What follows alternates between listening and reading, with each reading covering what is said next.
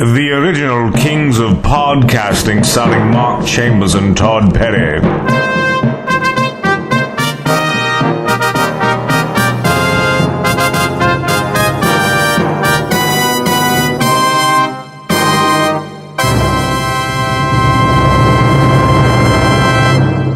Episode 9, Sunset Boulevard.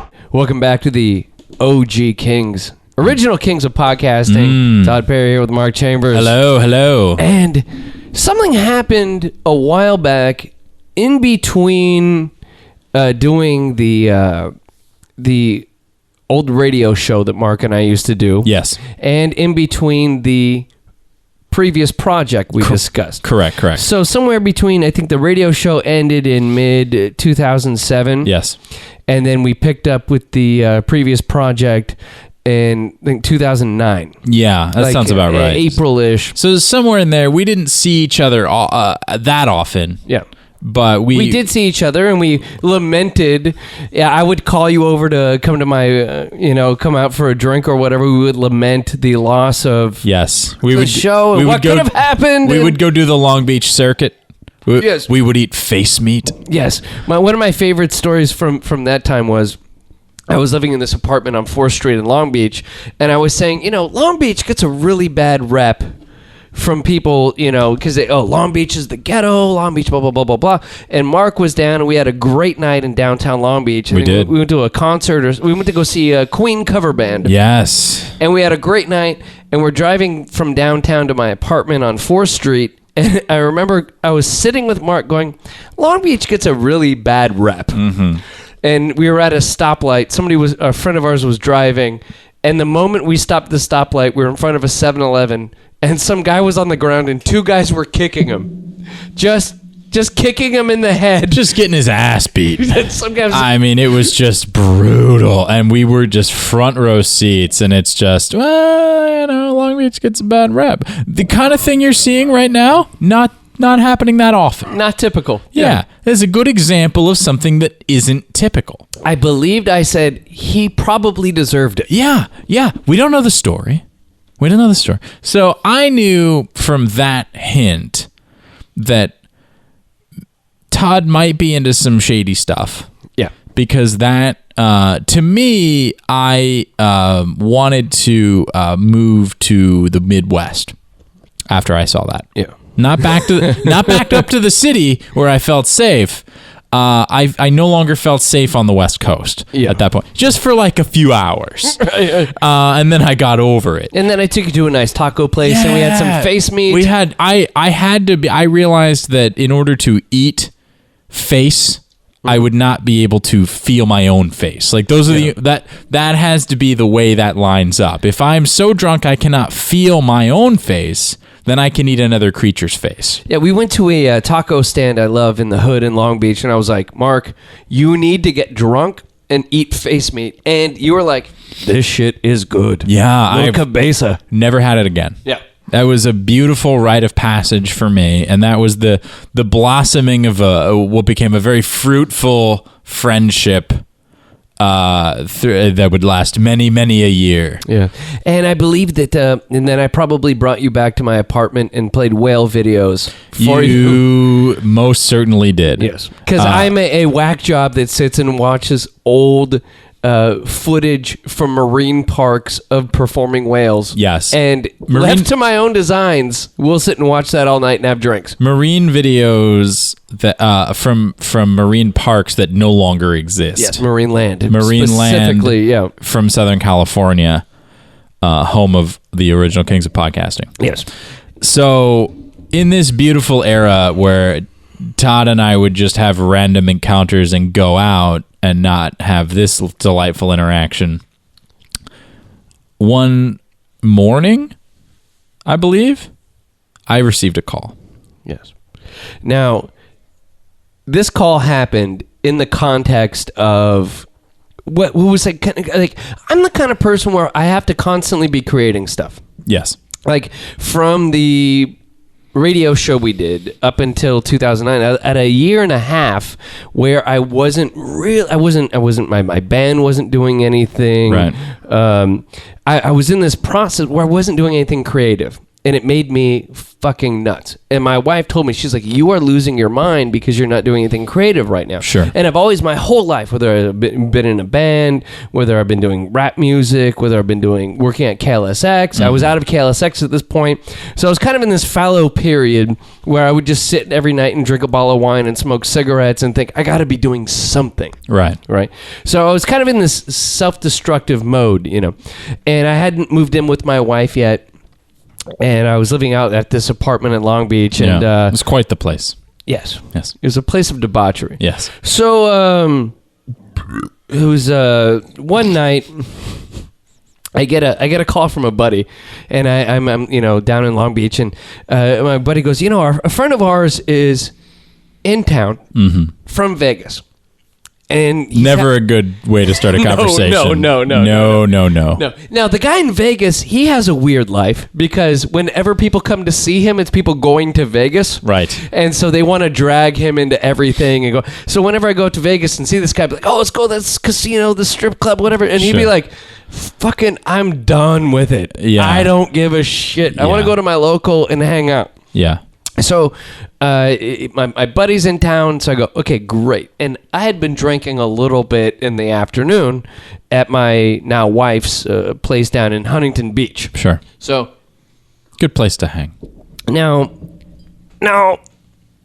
I got to be honest, in this period of time, I was dealing with a little bit of an issue when it comes to substance abuse. Yes. Which has since been cured, and I'm good to go. You're a good guy. Thank you. Thank you, solid family man. Yes. 2 dogs and a turtle. Two tortoises. Two tortoises. No. But back in late 2007, things were getting a little wild. Sketchy. But a naive young Mark, unaware. Limited interactions, unaware of what's going on. Yeah. And I shortly after that got professional help and took care of that. But so I'm in Huntington Beach, and some my buddy says, come out to Santa Monica, which for those of you who are unfamiliar, it's about 45 minutes away. And so I had some drinks in me, and I thought, it would be a good thing to do. See my dealer.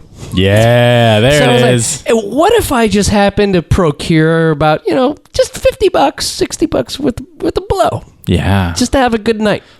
Now, $50. So again, for the uninitiated listener, yeah. What's $50? Say I come to you and you're my dealer, yeah, and I've got $50, yeah, and I say I'm looking to have a blank time, yeah, $50 worth, and the drug I'm choosing is cocaine. Yes. What kind of a time am I going to have? Well, if you were talking to my dealer at the time, Cookie. Cookie. I remember Cookie. Yeah. And Cookie showed up one time when we were at a strip club. Yes, she did.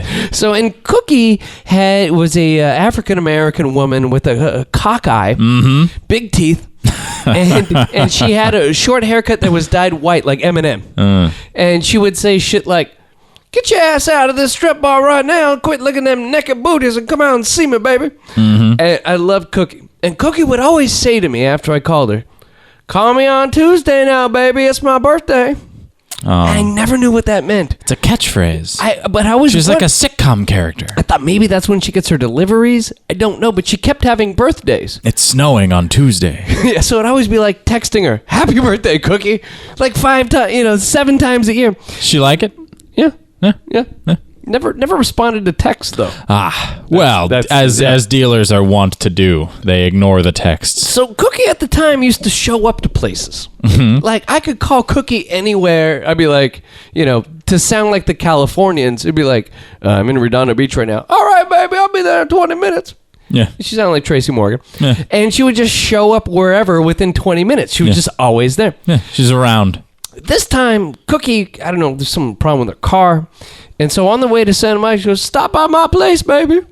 Now, Cookie lived on Oh, good God. which is basically like to the other nation- paint the radio picture for people. The radio picture. Now, that's like basically there's an area where Yeah.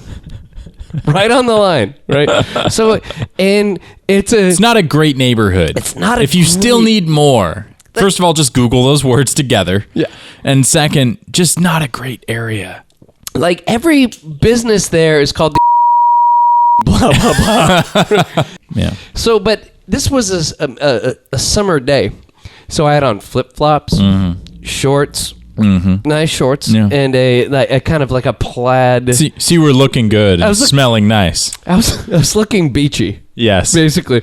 So I drive to Cookies, and I tell Cookie, just give me $50 worth, which is probably $50 worth is going to get you about 6 or 7 nice fat lines. Okay. That'll keep you up till 7 in the morning. You're not sharing. I don't know how cocaine works. Yeah. Do you share cocaine with your friends? Yes, you do. Yeah. Okay. But this crowd was not the share it crowd. It was the keep it cool, keep it quiet crowd. Okay. Not into it. So I stop by a Cookie's place, and I get out of my car, and then Cookie comes out, and she's got a fanny pack. Yes. And she always kept her shit in a fanny pack. Yeah. And I got out of the car on, and I'm looking like I just stepped off of the beach in Redondo. Sure. Like sure. Hey, how's Are you wearing a linen anything or? Oh, my shirt was very linen. Oh, plaid. yes. Yeah, and I walk Love out, it. And I turned to Cookie and I was like, don't see a lot of guys like me around this neighborhood. She's like, oh, baby.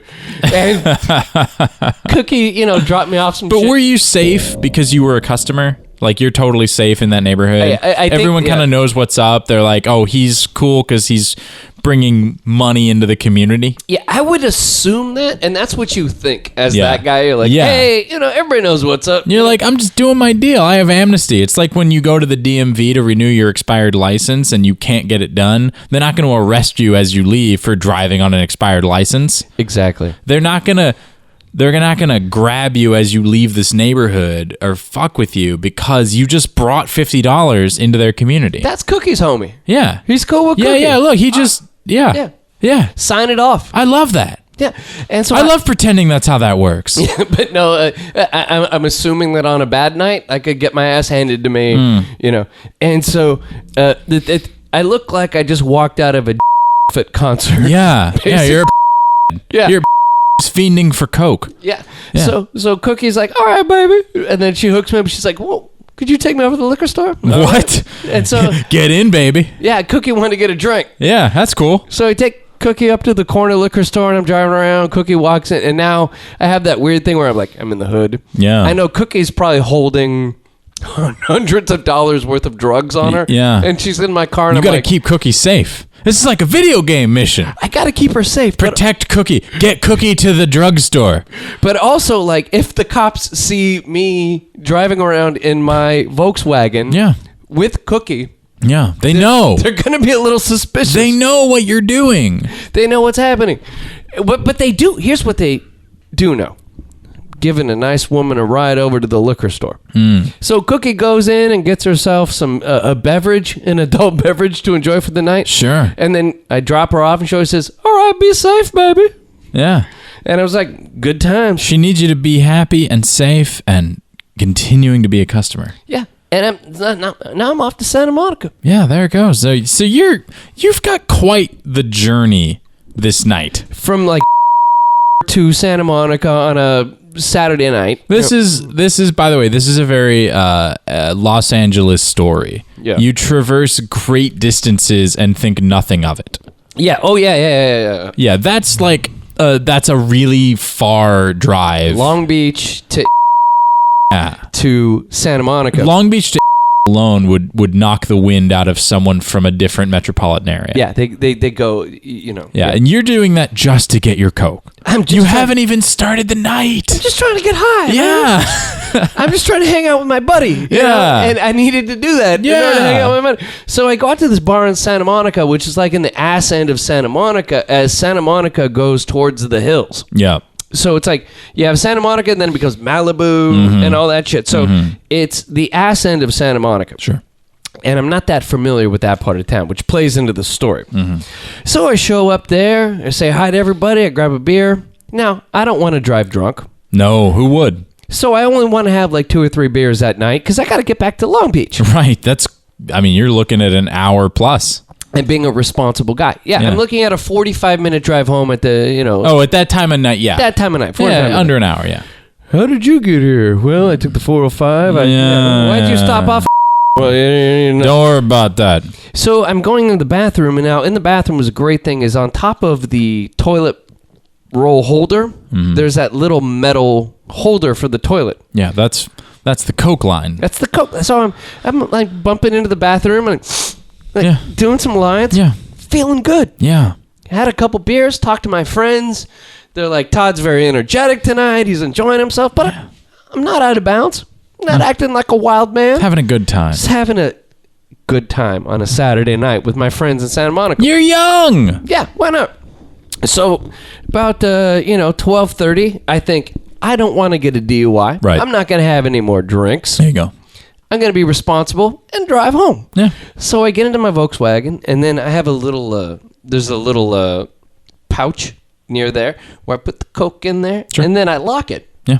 In case the cops come by, that's just locked. I don't They know can't what's in there. search that. Yeah. Because I still had like a half a gram left. There's still about $30 worth of blow on me. Yeah. That maybe I was going to get home to Long Beach and enjoy myself. Yeah. Maybe I was going to do it the next day. Yeah. I was probably going to do it when I got home. Probably. That's how Well, it you know what? If you have the option of sleeping or not sleeping. Saturday night. Yeah. Maybe my roommate's home. Maybe we're going to get weird. Yeah, maybe you're going to watch a fish video till 5 a.m. Maybe I'm going to smoke it. Whoa. Maybe I'm going to put it up my ass. I don't know. No one's sure. There was a lot of options that night. The point is, it was worth $30. Yes, it was $30 worth of Coke. And it's not just the monetary value.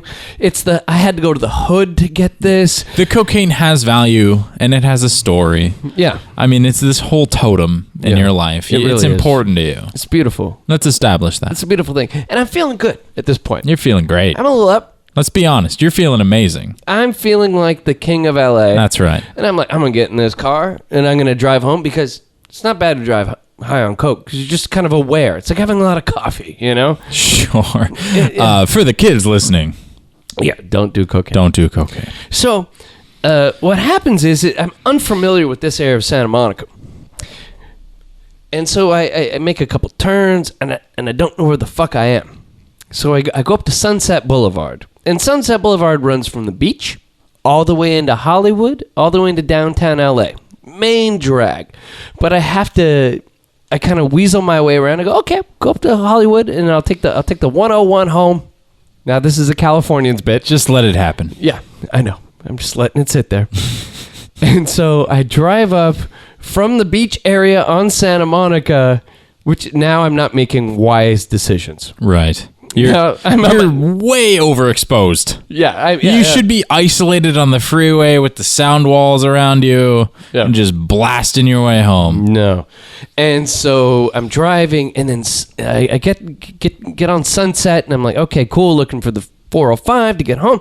And then what I don't realize is that I had no gas in my car. I had money in my wallet, no gas. There you go. So I'm driving, and then suddenly my car just kicks out. And I'm like, what's wrong? What's wrong? And I look, and I'm like, oh, shit, I have no gas in my Volkswagen. And my Volkswagen's like an 8-year-old car. Mm-hmm. Now, I'm in the Pacific Palisades, which the Pacific Palisades is one of the most richest, bougiest neighborhoods in LA. It's like Axl Rose lives in the Pacific Palisades. Beautiful, beautiful neighborhood. Between the beach and Hollywood is... And so I'm in this area. So I just pull off onto some random residential street. And I'm like, oh, shit, I have an 8-year-old Volkswagen. This is the kind of neighborhood where they see you park in front of somebody's house, and immediately they call the cops. Right. And I'm holding. Yes. So I did. Key detail. I'm holding. Yes. So I was like, I need to not be holding and to get gas in my car. 2 things. Yes. So I go into my car and I fish out my drugs, and I looked at the house, and it's a corner house, and I see some ivy, and I go, I will hide my drugs in the ivy. Oh my God. Because that's what you do. Right. But I eyeballed the ivy to say, It will be right there when I return because I'm not losing this $30 worth of coke. It was really important to you. It was my survival. Right. So I hide the drugs in the ivy, and I eyeball it. Like when I come back, I will get the drugs out the ivy, and then I stand out on the corner because I don't want to be around anybody's house because I don't want them to call the cops on me and them to go, "Hey, you look a little fucked up." Yeah. So a cab just happens to fly by. Mm-hmm. And I was like, oh, God, manna from heaven. Yes. And I had my gas can from my Volkswagen in my hand. That you carry. Yeah. I just had it in the trunk. Yeah. So I waved down at the cab and $40 cab ride to Hollywood. Oh, God. And once I get to Hollywood, I fill my gas can with gas, which is about enough gas to get me somewhere and, Yeah. be able to get you to a gas station. Yeah. Yeah. $40 cab ride. And so I think... No Uber back then. No, this was a different era. Yes. And I think to myself, how do I get back to my car? I don't want to call another cab. I don't want to spend $100 tonight. I'll call a friend. So there I was. First thing I do, I pull up my cell phone and I call my friend in the neighborhood, John Salwin. Ah. So I call... John would get this dilemma more so than myself. Yes, because John and I used to have good times with the, Todd and John were in the club together. Yeah. And I was not part of this club. And when you're not part of the club, you're not aware that you're not part of the club. Yep. John and I like to get high. So as a naive boy from the South who came to this big city with, 2 nickels and a dream, unaware of Coke culture. Yeah. And unaware that friends of mine were part of it. Yeah. So I learned later. Not this night. Yes. But I learned later. So it makes sense that you would call John. So I called John and I was like, John? And he picked up the phone.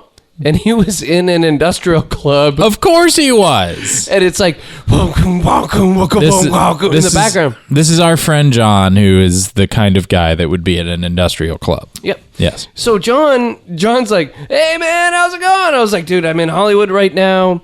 I had to ditch my car in the Palisades. I need a ride back to it. Don't know exactly where the car is. Got kind of high tonight. Could you pick me up? He's like, man, this club isn't letting out for a while, so I'm gonna party for a minute. So call me back in like 2 hours. Yeah. And I was like, yeah. I was like, all right, can't call John. John's partying. So I was like, Mark's in the Miracle Mile. Mark's about 20 minutes from where I am. Yeah, I lived on Wilshire Hauser. It is about 1 a.m. Yeah. Yeah. And I call Mark, and Mark picks up the phone, and... See, I don't recall all the details of this story. I recall you calling me and very vaguely needing a ride. Yeah. So, in hearing your tale of telling John what was going on, I think to myself, now I struggle to recall the details of this story due to, to paraphrase Star Trek 6, age combined with drink. Yes. I struggle. But also, we never told this story on the podcast once we start doing the old project. Never. Because I was a little uneasy about talking about my previous issues. And I didn't know until many years later what really happened that night, because the call I got was incredibly vague. And I was alone. I lived in this little studio apartment on Miracle Mile, Wilshire Boulevard in Hauser. 20 minutes east of where we were. Yes, and it was south and east. If you were up in Hollywood, yeah, and west. Well, not from where you were brought to. It was. So then I get this vague call like, hey, come, I'm at this gas station. I ran out of gas. And at 1 a.m. I got a cab to the gas station, and I was probably asleep. I believe you sounded like well asleep. Like, why are you fucking with me? But very nice about it. I'm pretty confident, because I've never been a partier. Yeah. So I'm pretty confident I was sound asleep. And it's just like, all right, this is a friend. He needs my help, and I'm going to go get him. And all the only context I have is he somehow mysteriously ran out of gas, that wacky Todd, and he got a very expensive cab ride to Hollywood, and now he needs a ride from Hollywood back to his car, which he's not sure where it is, although he's claiming to know exactly where it is on the phone. Yeah. And then when I'm like, cool, I will go. I get sort of dressed. I wear my, I'm doing Mr. Spork shirt. Yeah, I'm doing some like random t-shirt and baggy jeans and flip-flops. My 1 a.m. friend call attire, and I go find you at this gas station. And I was very excited to see you. Yes. Almost too excited. Now, did I seem messed up at all? Did I seem on the level? You seemed a little up for as early in the morning as it was. Yeah. And so you didn't know where the hell you were leading me to. And I had certainly never had the occasion to be in that part of town. Yeah. I had never driven that route because it's a very windy, non-direct route to that side of town. There's no reason to be in the Palisades unless you live there. Right. And this is from Hollywood to where I lost my car was a big windy kind of down Sunset, foresty. Which it goes through like the Holmby Hills and Bel Air, and it's just like it's right above Beverly Hills. It's just this very windy, super rich. And I'm just like, what the fuck? You go by UCLA. Yeah, like, what the fuck are we doing? And you're just like, yeah, keep going. I don't remember the cross street, but I'll know it when I see it. And I have a tank of gas. A big, that's smelling up the car. It's just reeking of gasoline in my port. Was it my Volvo? It was your Mazda. Oh, it was my Mazda. Okay, so it was Mazda time. And you had an old Mazda. Yeah, a 2006 motherfucker. Okay, 2-year-old Mazda. Fair. And so it's reeking of gasoline. And so flash forward to, we get Todd to where he's trying to be. He finds his car. No, but wait. How long did it take to find my car? For fucking ever. And because I forgot what street I parked my car on. Absolutely. Because I was just trying to get the fuck out of there because I didn't want any cops to be called because it was the kind of neighborhood which they woo. A lot of going past and turning around and passing it again and turning around and passing it again, and we zeroed in. We had a search pattern going like we were detectives. It was about I think it was about 2 hours, actually. We drove up and down the Pacific Palisades, almost out to Malibu, almost to the beach, and almost all the way back. And that's a 30-minute distance. It was not great. I was exhausted. And I was at this moment where I was getting a little crazy. It was the drugs, that kind of drug paranoia mixed with the I can't find my car. Yeah. Did someone tow it? It was in a rich neighborhood. He figured like someone would walk out and go, this car doesn't belong here. Yeah. And then it was also that thing where it's like, I'm asking way too much of my friend right now. It was a lot. And Mark was trying to be cool. It's that thing where you're like, yo, buddy, this is 2 hours. And we kept driving down every side street. And probably if you were like a cop in the area, it'd be like, this Mazda is driven by 7 times through this neighborhood. Not a great car. I mean, not a bad car, but like not a car you would see in that neighborhood. In the Palisades. And I was just like, I think it's the next street. And in my head, I was like, I don't know. I have no idea where my car is. We finally found it. Yes. And so none of this really is burned into my memory. I'm having to really dig deep, and most of this is very vague. Like, I have trouble locking onto how I felt about it. I remember just very generically being like, this is a lot. Todd is asking a lot. Todd's asking a lot. Yeah. This is a really weird night. But I want to do right by my friend who is in a pickle.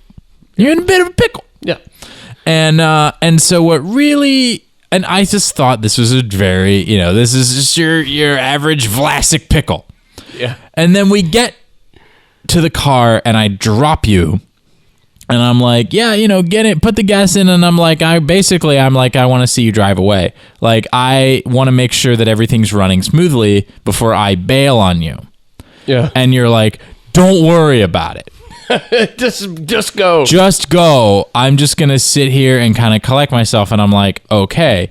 So I didn't just go. And I put the gas in the car. You put the gas in the car. I had that little tube at the end of the gas tank. And I put about a gallon worth of gas. Yep. And this was $4.45 gas days. It was very expensive. And so then I didn't just go. I kind of lingered around and watched you searching desperately for your Coke. Yes. Had no idea, but it started to occur to me you might have ditched something in the bushes. Now my brain thinks weed. Yeah. Back then. Yeah. Because I was young and naive. Yeah. But yeah, I'm just like, why isn't he leaving? And then you're just like wandering around, and I'm like, what the hell is going on with this shadiness? And then you were like searching the bushes for apparently what I later learned was your cocaine. Yes. Yes. And I sat there and I was like, can Mark just leave? But there was part of me that was like, there's people that live in the house and I'm going through their bushes. Yeah. And my whole thing was trying to avoid the cops. So I'm like, there's that XY axis where like Y is not looking like a complete nut job. Yes. X is, I need my Coke. Yeah. Because after all this shit, I want to get high. Yeah. Like I want to have a nice more than ever. I want to have a nice fat bump. Yeah. Drive home and then get home and who knows, put it up my butt. I don't know. Yeah. And so I kept just like looking through the ivy. Like this ivy looks like the ivy I put the Coke under. But that's next to a lot of ivy. And I just kept going through. All the ivy looks the same. And yeah, it was like, that's got the Coke. That's got the Coke. There's $30 worth of Coke there. And then eventually, I don't know, the hand of God touched my shoulder. You found it. I stepped off and said, I'm just going home. Oh, really? And I just went home. I never found it. You never found it. So I assume underage. Some guy walking his dog one day was like, oh, lordy. Oh. And it's cookie Coke. And so then it was good Coke. I assume he did the thing no matter what shape or size it was where he pulled out a blade and cut the baggie open and then tasted it off the end of the blade. Well, he just put it on his gums and was like, oh, that's some good Coke. That's that's Hoover and Sentinel, right? Yeah, that's some damn good Coke. So that is the beautiful story of why even when you aren't getting the context and you don't quite know what's going on, you should assume good intent and help your friends. Yes. Because even if they're falling on hard times now, it's not your place to shut them out or not be there for them. Because one day they will grow into civilized adult men who wear fishermen's hats and kowtow to their wives in a good way. I will let it be known that eventually my egregious use of Coke, I talked to a professional and stopped using cocaine recreationally and just about all in general. So let that be known. And next time we do this show, I'll tell the story about how I took LSD and then went on air with you in San Diego. Oh, God. Drugs nearly ended King Todd Perry's reign. The lesson he learned, stop snorting cocaine. Always check your gas tank. And remember one thing, just say no, say the kings of podcasting.